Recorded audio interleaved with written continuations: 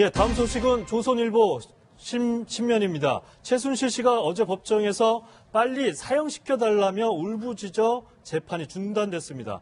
오전부터 계속된 국정농단 재판에서 최 씨는 오후 3시 25분쯤 몸이 안 좋다며 휴식을 요청을 했는데요. 자리에서 일어나려던 최 씨 갑자기 다시 앉더니 아이고 하면서 울음을 터뜨렸고 최 씨는 못 가겠다, 못 참겠어요. 차라리 빨리 사형시키란 말이에요. 이런 얘기를 했습니다. 아무래도 최순실 씨 이 재판 기간, 구속 기간이 오래되니까 심리적으로 굉장히 힘든 부분이 있는 것 같습니다. 네, 심리적으로 힘든 부분이 있을 거예요. 그런데 모든 심리적으로 힘든 그 상황에 있는 사람들이 다 갑자기 정회를 하고 아이고 이렇게 하진 않아요. 바닥에 아예 주저앉았다고 네, 하더라고요. 그 땅을 이렇게 바닥을 발을 동동동 구른 상태에서 책상도 탕 치면서 이렇게 그야말로 대성통곡을 했다 그래요. 아마 심리적으로 어려운 부분들도 있겠지만 지금 현재 사실 최순실 씨는 사형을 원해도 사형은 불가능한 상태잖아요. 최고가 이제 무기징역이니까.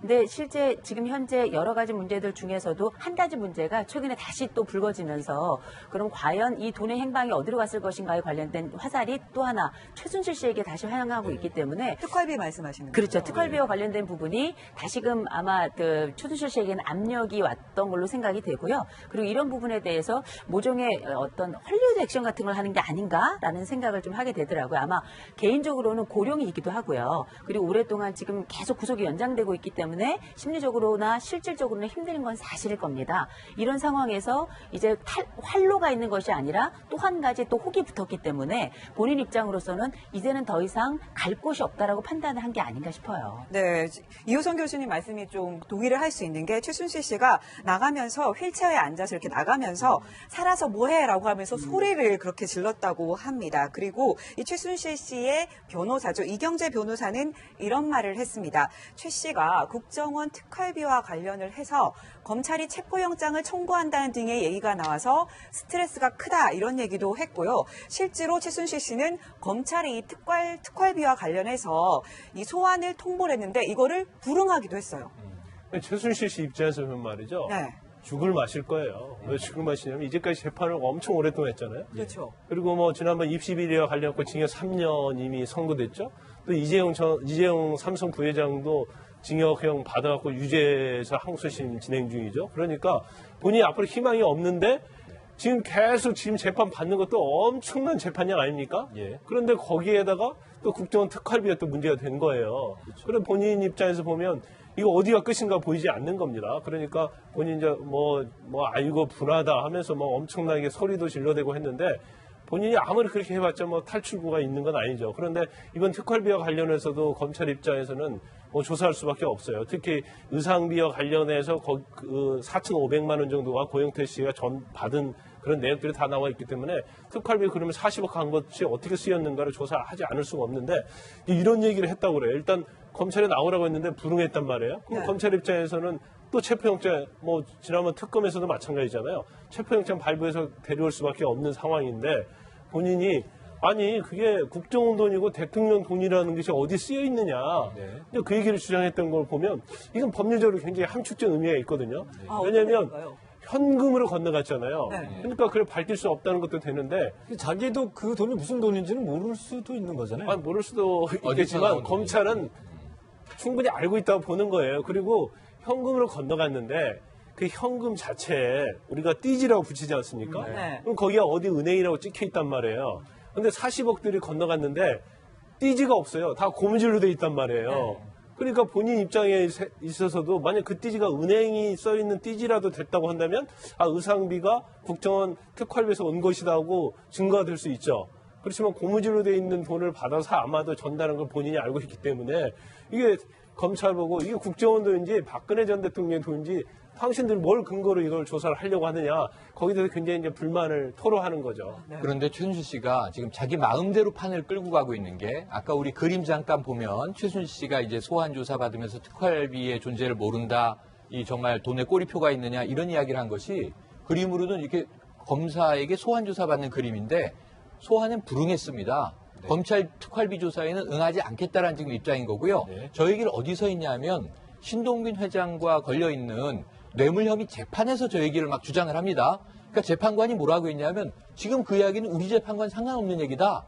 검찰에서 할 얘기인 거죠. 검찰엔 안 가기로 하고 다른 재판에서 자기의 얘기를 막 특활비 얘기를 쏟아낸 거예요. 그리고 무려 이제 지금 우리가 얘기하고 있는 재판에서는 주저앉아서 나는 희망이 없다. 희망이 없는 건 알겠어요. 송영무 장관의 어법을 제가 차용하면 인간적으로는 참 안쓰럽다. 이게 정신줄 놓을 만도 하다. 그런데 최순실 씨가 이제 와서 허물어지는 게 아니고 초기부터 저 태도는 계속 나왔던 거예요.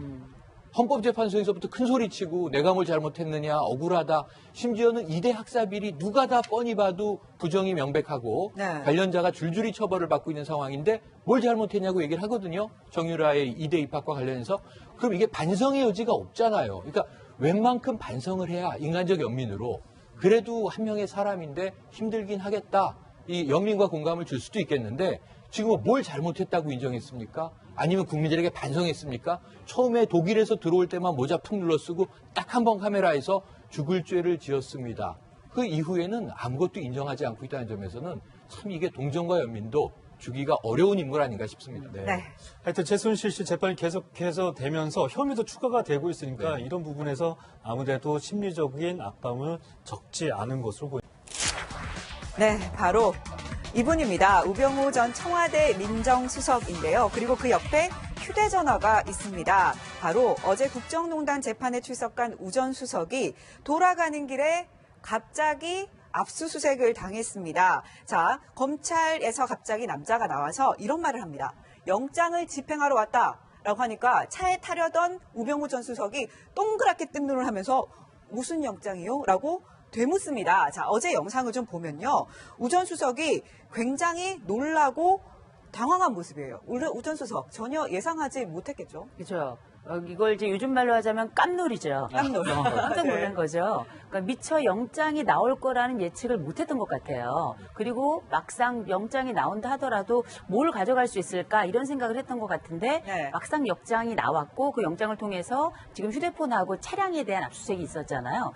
근데 이제 이 차량과 그 휴대폰에 대한 압수수색이 뭐 어떤 결과를 냈을지 간에 이 우병우 그 전 수석 같은 경우에는 이제 보통 사람은 아니잖아요. 법조계에서도 워낙에 아주 빠삭한 사람이고 이 사람이 가지고 있는 여러 예측들이 아마 여러 조사 과정에서 적중했을 가능성이 좀 굉장히 높을 거라고 생각을 하는데 아마 이번 영장 청구는 전혀 예측을 못했던 것 같아요. 그러니까 이 평소에 그렇게 논란 어투를 사용하지 않고 또 논란 표정도 그렇게 사용하지 않는 분인데 논란 어투와 논란 표정을 동시에 보여준 걸 보면 이번의 영장은 이분에게도 굉장히 놀라운 일이었고 깜짝 놀랄 이를테면 허를 찔린 사건이 아니었나 싶어요. 그런데 여기서 이제 좀 궁금한 게 사실상 우병우 전 수석 검찰 출신이고 이 굉장히 능력을 인정받던 검사였고 사실 검찰 내부에서 그동안 우 전 수석에 대한 수사 잘 미진한 거 아니냐 이런 외부의 시선들도 굉장히 많았거든요. 그리고 또 하나 좀 뭐 이건 의심이 여러 군데서 나오지만 이렇게 압수수색을 하게 되면 혹시라도 우 전 수석의 귀에 먼저 들어가는 우려도 있는 거 아닙니까? 이걸 이제 검찰 내부에서 좀 걱정을 해서 이렇게 갑자기 그것도 법원, 국정농단 재판이 끝나자마자 기다렸다는 듯이 차에 타는 우 전 수석을 붙잡아서 압수수색하고 휴대전화를 압수하고 이거 어떻게 봐요? 원래 이런 경우도 있나요? 아니 없죠. 없어요? 그러니까 방금 우리 앵커께서 말씀하신 것처럼 이제 그럴 가능성이 있죠. 압수수색은요 기습적으로 하는 거예요. 네. 근데 정보가 나가버리면 다 빼돌리겠죠. 그래서 정보의 어떤 기밀을 유지하는 게 제일 중요하거든요. 그런데 이제 우병우 전 수석 같은 경우는 이제 검찰 출신이고 검찰 내에 우병우 라인이 아직도 있다 이제 그런 얘기가 나온 거기 때문에 네. 검찰에서 아마 기습적으로 아무도 모르게 이렇게 할 수도 있고요. 그다음에 두 번째는 아마 우병우 전 수석도 20년 이상의 법조 경력이 있고 베테랑 검사로 알려져 있잖아요. 이건 상상도 못했을 거예요. 그리고 그러니까요. 본인이 뭐 특수부 검사도 검사를 오랫동안 했지만 이런 식으로 압수해 본 적은 한 번도 없을 거예요. 본인도. 저도 뭐 한 30년 가까이 법조 경력이 되는데 이렇게 압수한 적은 뭐 한 번도 없었던 것 같아요. 이렇게라는 게 재판 마치고 나가는 사람이 그렇죠. 자꾸 차를 근데 이런 경우는 있어요. 이게 조사하다가 휴대폰 내보세요. 그러면서 그 자리에서 압수수색하는 경우가 있는데 재판 마치고 승용차를 돌아가는데 거기에서 휴대폰을 압수했는데 더군다나 굉장히 특이한 점은 자동차까지 압수를 했단 말이에요. 타고 가려던 자동차를. 그래서 아마 제가 볼 때는 자동차를 압수한 것은 네. 우리가 뭐 사무실이나 집에다가 증거물을 숨겨놓으면 그건 이게 압수수색 대상이잖아요. 그렇죠. 바로. 일반적으로 네. 사무실과 뭐 집, 주거지 이런 게 되지 않겠어요? 그러니까 그런 물건들을 차에다 가지고 다니는 경우가 많아요. 그러면 설마 차에 대해서는 압수수색 영장이 오는 경우는 거의 없으니까 특히 네. 법을 잘하는 경우에 있어서는 특히 뭐 어떤 증거물을 차 트렁크 아니면 트렁크 밑에 있죠. 네, 네. 그 밑에 아니면 본네트 어느 한쪽에다 숨겨놓는 경우가 많이 있기 때문에 아, 그렇게 숨기는 거예요? 그렇죠. 그러니까 더군다나 우병우 전 수석에서는 그런 걸 너무 잘하기 때문에 검찰의 입장에서는 아마 승용차 안에다가 어느 곳에다가 그 물건을 숨기고 다니지 않나 이제 그런 생각을 했을 가능성이 크다는 거죠. 네. 그런데 아무튼 우병우 전 수석 입장에서도 영장을 집행한다고 하니까 뭐 나름 구속하겠다는 건가 아마 그 정도 생각했을 거예요. 나를 그런데 구속할 수도 있겠구나. 그렇죠. 구속영장이나 근데 압수수색 영장이기 때문에 이거 뭐지 하다가 뭐 황당하게 네. 차 뺏기고 휴대폰을 결국 압수당한 거죠. 우병우 전 수석하면 누가 뭐래도 이 검찰에서 팔짱 끼고 있던 모습, 그다음에 그렇죠. 기자에게 레이저빔. 레이저를 쏘던 모습, 자, 그 모습 다 기억을 하실 텐데 갑자기 정말 뜬금없이 압수수색을 당한 우병우 전 수석 굉장히 찹찹했을 것 같다는 그렇죠. 생각이 듭니다. 자, 정권이 바뀌니까 이렇게 달라졌나 뭐 이런 생각했을 것 같은데요. 우 전 수석 어제 놀랄 일이 또 있습니다. 이 재판 참석 전에 한 여성이 이런 행동을 했는데요. 한번 보시죠.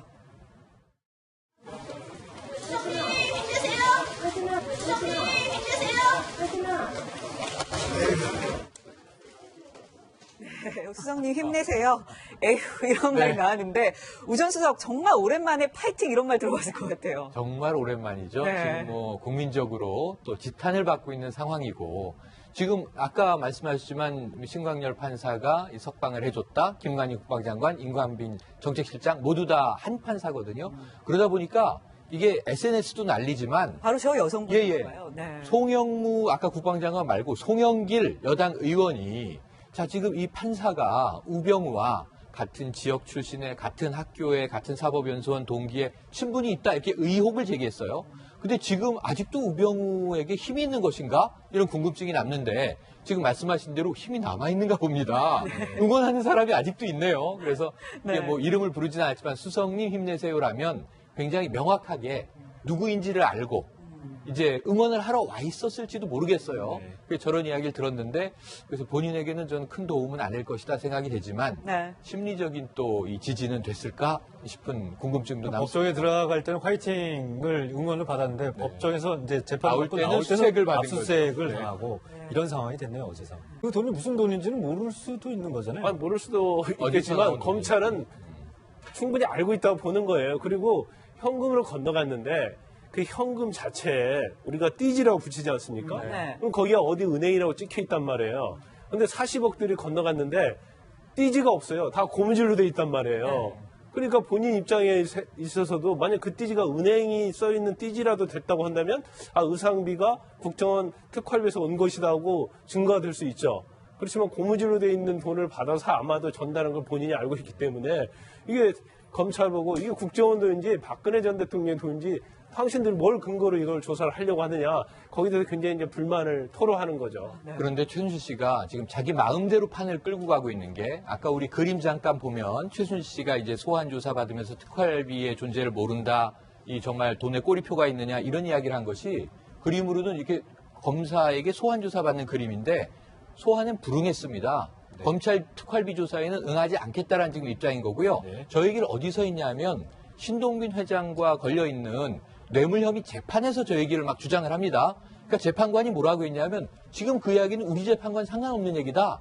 검찰에서 할 얘기인 거죠. 네. 검찰엔 안 가기로 하고 다른 재판에서 자기의 얘기를 막 특활비 얘기를 쏟아낸 거예요. 그리고 무려 이제 지금 우리가 얘기하고 있는 재판에서는 주저앉아서 나는 희망이 없다. 희망이 없는 건 알겠어요. 송영무 장관의 어법을 제가 차용하면 인간적으로는 참 안쓰럽다. 이게 정신줄 놓을 만도 하다. 그런데 최순실 씨가 이제 와서 허물어지는 게 아니고 초기부터 저 태도는 계속 나왔던 거예요. 헌법재판소에서부터 큰 소리치고 내가 뭘 잘못했느냐 억울하다. 심지어는 이대 학사비리 누가 다 뻔히 봐도 부정이 명백하고 네. 관련자가 줄줄이 처벌을 받고 있는 상황인데 뭘 잘못했냐고 얘기를 하거든요. 정유라의 이대 입학과 관련해서. 그럼 이게 반성의 여지가 없잖아요. 그러니까 웬만큼 반성을 해야 인간적 연민으로 그래도 한 명의 사람인데 힘들긴 하겠다.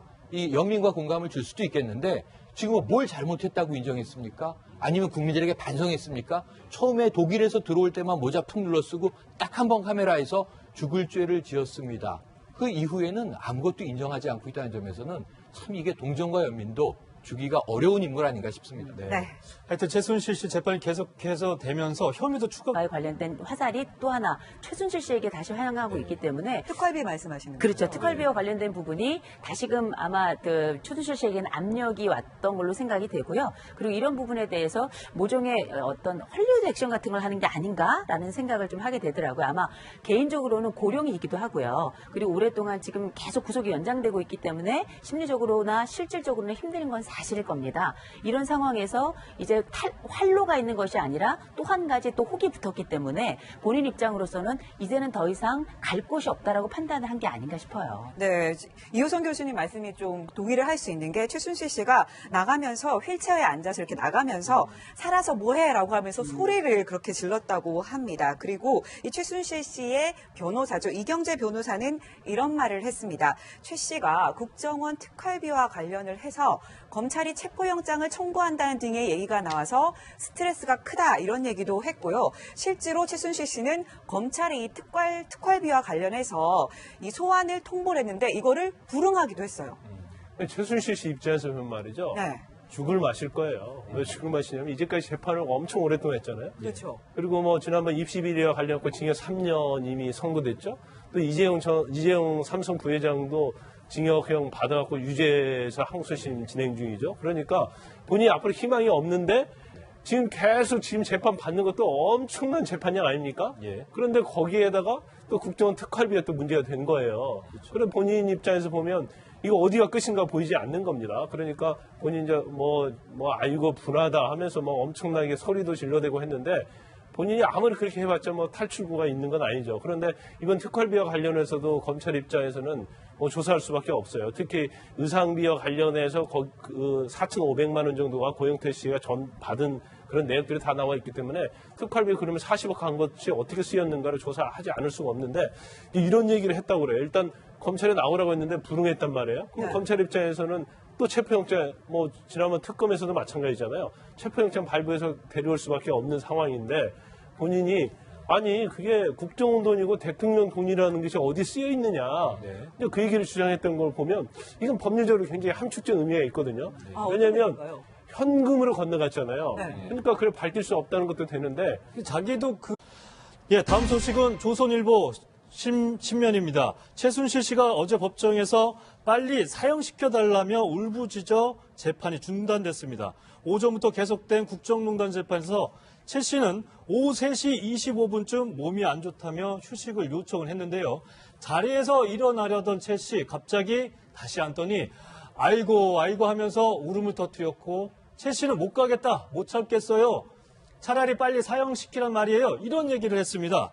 아무래도 최순실 씨 이 재판 기간, 구속 기간이 오래되니까 심리적으로 굉장히 힘든 부분이 있는 것 같습니다. 이제 심리적으로 힘든 부분이 있을 거예요. 그런데 이제 모든 심리적으로 힘든 그 상황이 있는 사람들이 다 갑자기 정회를 하고 아이고 이렇게 하진 않아요. 바닥에 아예 주저앉았다고 예. 하더라고요. 그러니까 땅을 이렇게 바닥을 발을 동동동 구른 상태에서 책상도 탕 치면서 이렇게 그야말로 대성통곡을 했다 그래요. 아마 심리적으로 어려운 부분들도 있겠지만 지금 현재 사실 최순실 씨는 사형을 원해도 사형은 불가능한 상태잖아요. 최고가 이제 무기징역이니까. 근데 실제 지금 현재 여러 가지 문제들 중에서도 한 가지 문제가 최근에 다시 또 불거지면서 그럼 과연 이 돈의 행방이 어디로 갔을 것인가?